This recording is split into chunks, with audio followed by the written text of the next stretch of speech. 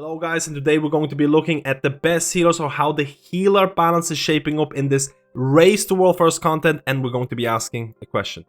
Should it change? Is it right to have, a couple of classes dominating this healer balance? This is a discussion video, so if you have any suggestions, leave your comments, and if you enjoy the content, like and subscribe. Let's go and get started. So when talking about the best healers in World of Warcraft, a lot of the player base is going to be replicating the best healers in the world and what class they choose in events like Race to World First or MDI. Those events a lot of times are responsible for shaping, again, you have to remember, it's basically the top 1% or top 5% of the player base deciding what the meta is gonna be for the rest of the players. A lot of times players will tell you that you do not have to replicate the same comp because, hey, if you're doing these bosses when they're going to be nerfed, or if you're doing them weeks or months after the race is over, they're going to be a lot easier, you're gonna have more gear, so you do not have to play exactly what you see in this video. But I also like to say that there is a counter argument to this. If you're a world top 500 guild and you're approaching this boss 2, 3, 4 weeks after the Race to World First is finished,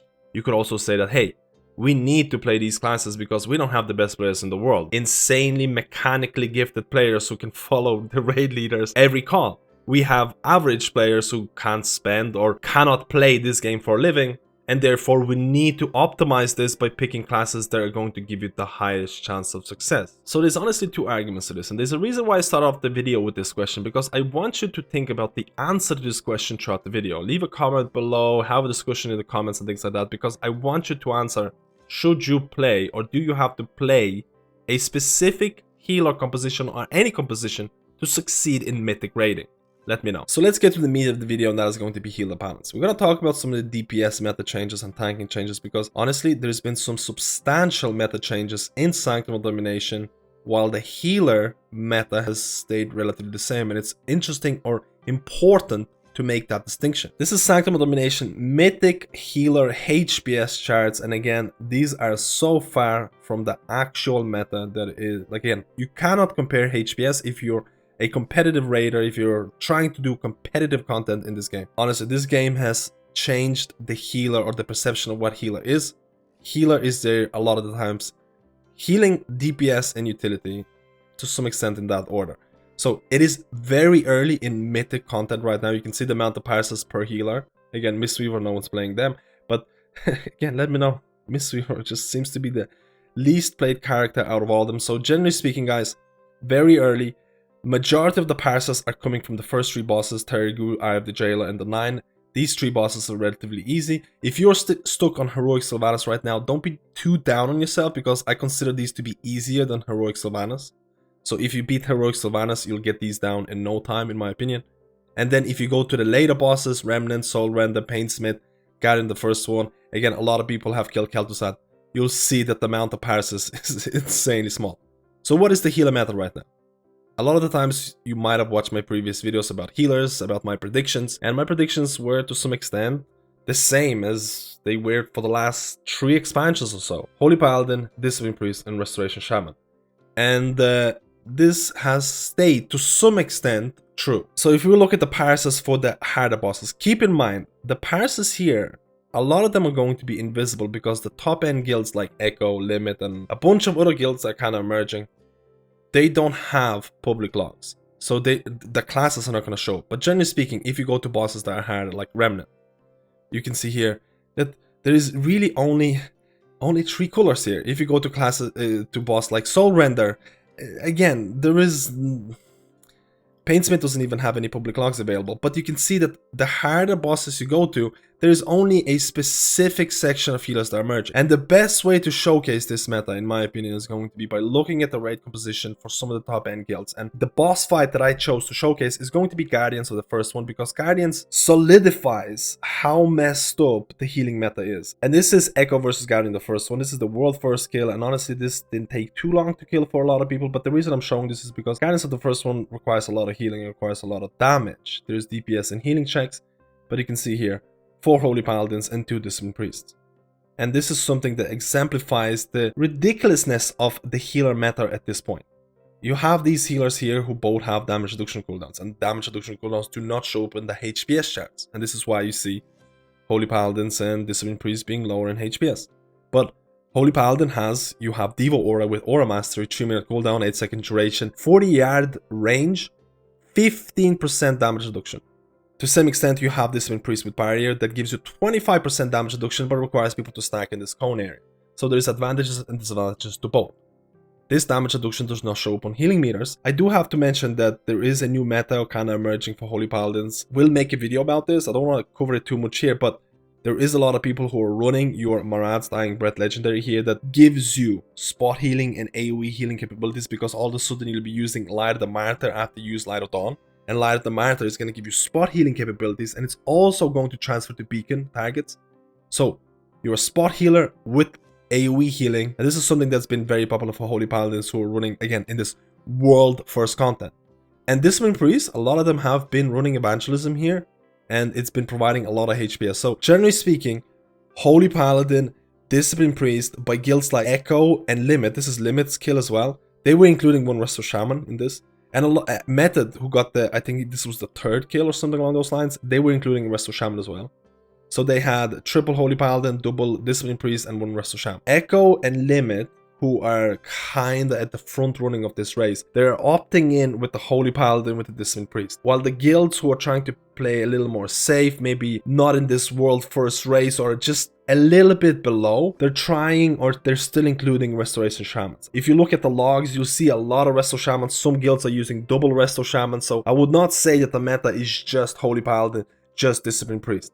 I think Resto Shaman is going to be included by a lot of guilds who are not at this bleeding edge top 1% of player base. But you also have to showcase that DPS healers, damage reduction healers, are just the way to go. And this is some of the DPS logs for healers. Again, you can see Holy Paladin being really high up there.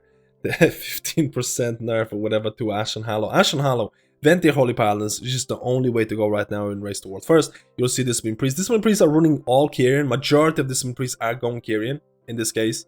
That's something important to justify. Again, Mistweaver Monks did receive a DPS bonus, but they're not even close to what Holy Paladins can provide, and everyone else is kind of below here. The HPS logs here do not really mean anything. You can see here Mistweaver and Resto Druid being top, and yet there isn't a single Mistweaver or Resto Druid in the top end. There has been some guilds, like I think Aversio, the German guild, was running a Mistweaver for the starting of their content, but that's about it. Resto Druid and Mistweaver representation in this Race to World First has been absolutely abysmal, with the same Holy Priest as well. These 3 healers, or 3 healing specs, have been kind of shunned out completely. And honestly, this is one of the first times where I'm kind of seeing this, because in previous races, you would probably see a Mistweaver, maybe a Resto Druid or Holy Priest sneaking in there, even at these really high-end boss kills. But at this point, everyone's just kind of running your Holy Paladin, your Discipline Priest, and maybe a Resto Shaman at the really high end. Like I said, I fully expect Resto Shaman to be included by a lot of guilds who are not pushing for that world first, who are pushing for that CE and things like that, because I think Resto Shaman utility is far too big to pass. So you have to consider the fact that this is one of the most healing intensive raids that we've seen in a long time. Sanctum of Domination has so much healing from so many bosses. You look at Remnant being extremely hard in terms of healing. A lot of people are going 5-man heal, and all of these bosses actually requiring a lot of healers from 4 to 5. A lot of them were 5 healed as well to some extent. And even because the healing requirement is so high, a lot of guilds tend to go with damage reduction over pure HPS. So this is not a good sign for your Mistweaver or Resto Druid, who are considered to be pure HPS healers. And you would think that if a raid comes out with this healing, with this heavy healing requirements, and even then these kind of classes don't get included, there has to be a problem. Where do these classes fit in? Where does Mistweaver, where does Resto Druid, where does Holy Priest fit in this meta? Again, the reason I'm getting a little bit kind of upset or ranty in this video is because this meta, at least in raid environments, has been evident or been like this for a very long time. This is not the first expansion where we've seen this composition. It's been like this for a very, very long time, and I think a lot of people, including these players who are forced to play Holy Paladin, to some extent are forced to play Discipline Priest, they're not really happy with being always forced to play the same classes. Maybe a lot of them would like to see a Resto Druid, a Mistweaver, a Holy Priest kind of emerging in there. And I think I speak for at least a couple of those players in terms of, hey, Blizzard, what about a couple of changes here? And the reason I'm saying this is because there has been some insane changes in terms of DPS meta and in terms of tanking meta. So this is the Guardian, the first one, Echo Kill, and I showcased this in terms of having 4 Holy Paladins and 2 Discipline Priests. And again, what about the DPS meta here? Triple Arms Warrior, Enhancement Shaman, Double Rogue, Havoc Demon Hunter, melee heavy raid composition. A lot of the guilds in the Race to World First have been leaning towards heavy melee comps where you would have at least one party dedicated towards increasing melee DPS, and that is your Arms Warriors. Bunch of guilds have included at least double Arms Warriors. Even fights where they're not specifically melee friendly, there's still been a lot of melee. Mythic Sylvanas is still seeing Arms Warriors in there, even if there isn't an execute phase, or at least I don't think there will be. You can see that there has been a lot of shifting in the DPS meta. You might ask yourself, Enhancement Shaman, why is Enhancement Shaman here? It's because they provide Wind Fury Totem, which is a party-wide instead of raid-wide. It is a buff that's going to influence your melee DPS by a lot, especially Arms Warriors, and there's a really good chart here to showcase Wind Fury single target values. And you can see here, by having an Enhancement Shaman in your group, with your triple double Arms Warriors, Arms benefit so much from this Wind Fury. You can see that Rogues also benefit from this quite a bit. You can see Havoc is okay in terms of how much they get, but generally speaking, having an Enhancement Shaman in there who can also pump a decent amount of damage, but having Wind Fury in there, it's gonna buff your Arms Warriors, it's gonna buff your Rogues. You're gonna have a really a lot of melee damage coming from this. DPS meta has changed a lot. Tanking meta to some extent has changed a lot. You can see here Prot Paladin, you can see here Prot Paladin, Method, you can see here Prot Paladin. Why are they all bringing Prot Paladins? Because they're Ventier, they have Ashen Hallow, they have so much damage. Prot Paladin is not the tankiest of the tank. You can actually argue that the opposite. But the fact that you have this many Holy Paladins having beacons on the tanks, the tank healing is not really an issue, and you need a tank, or you want to bring tanks that are going to give you the top DPS, and especially with Ashen Hallow, the DPS from Prot Paladins is insane, and they can also off-heal. So now you have, again, in the Echo Kill, you can see that when they were doing Guardians, you can see that Prot Paladin was off-healing and helping with off-healing so much. Ashen Hallow, Ventier, DPS, everything.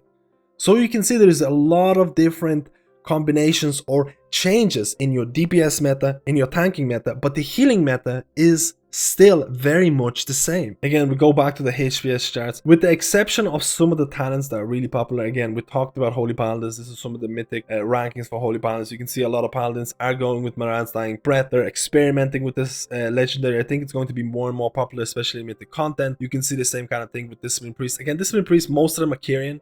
Most of them are going to be Kyrian, and a lot of them will be running Evangelism. Evangelism seems to be doing really well in the new raid, because if Evangelism doesn't overheal, it is exceptional value, and the amount of healing that's required in this raid is kind of crazy.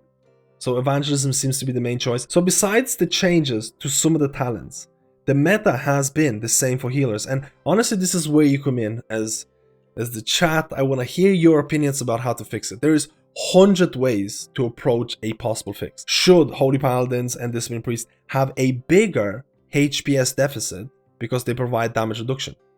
But maybe this will influence Mythic Plus balance too much. Should Mythic Plus balance be separated from raiding? For example, you know, Discipline Priest, a lot of people say like, yo, Discipline Priest is one of the best healers in raiding, but in Mythic Plus, Atonement transfer is not that big. Should Atonement transfer scale based on numbers of members affected by Atonement? Should there be damage reduction cooldowns introduced to Restoration Druids or Mistweaver Monks? Should Mistweaver Monks or Resto Druids or Resto Shamans or whatever, should they provide more damage? There is so many different ways to approach this issue and how to fix it. And again, guys, I know this only affects a very small percentage of the population, but I also know that this small percentage of population is going to influence how the rest of the player base is going to approach mythic raiding or even heroic raiding, and they're going to be like, hey, we need a Holy Paladin. I know how people think. They will be looking at these videos, these world first skills, and they will be influenced. So this video has been going on for far too long, but I don't want this video to be too negative. I genuinely feel Sanctum of Domination has been one of the most fun raids I've ever done. I think all of the bosses are insanely fun with the exception of Sylvanas Windrunner. I think Sylvanas could have been better in terms of the boss mechanics. but I don't think it's even close to how bad SLG or Mythic SLG pre-nerf was. I think that was one of the worst bosses ever made. I really like the fact that Blizzard approached a lot of these fights and said, hey, you need 5 healers in order to actually meet the healing requirement, because, hey, these bosses output so much damage. I'm just really disappointed with the fact that there hasn't been more Mistweavers, more Resto Druids, more Holy Priests included in this kind of healer meta, because in my eyes, hey, the healing requirement is really high. Maybe some guilds are going to include some of these pure HPS healers, but everyone just opted in for damage reduction and pure DPS. And honestly, this feels really sad, because this is not the first year we've seen this meta. It's been going on for 3, 4, 5 years. It's been going on like this for a very long time, and it feels extra salty when you look at the DPS meta, when you look at the tanking meta, which has to some extent shifted a little bit, while the healers have always to some extent stayed the same. And guys, I've talked about possible solutions. I want to know your solutions. I want to know how you would fix it. Let me know what healer you're going to play when you're going to be approaching mythic content. Or have you been enjoying the race to world first? Which guild or which boss has been the most immersive and the most fun for you? Let me know. And if you liked the video, like and subscribe, and I'll see you in my next guide.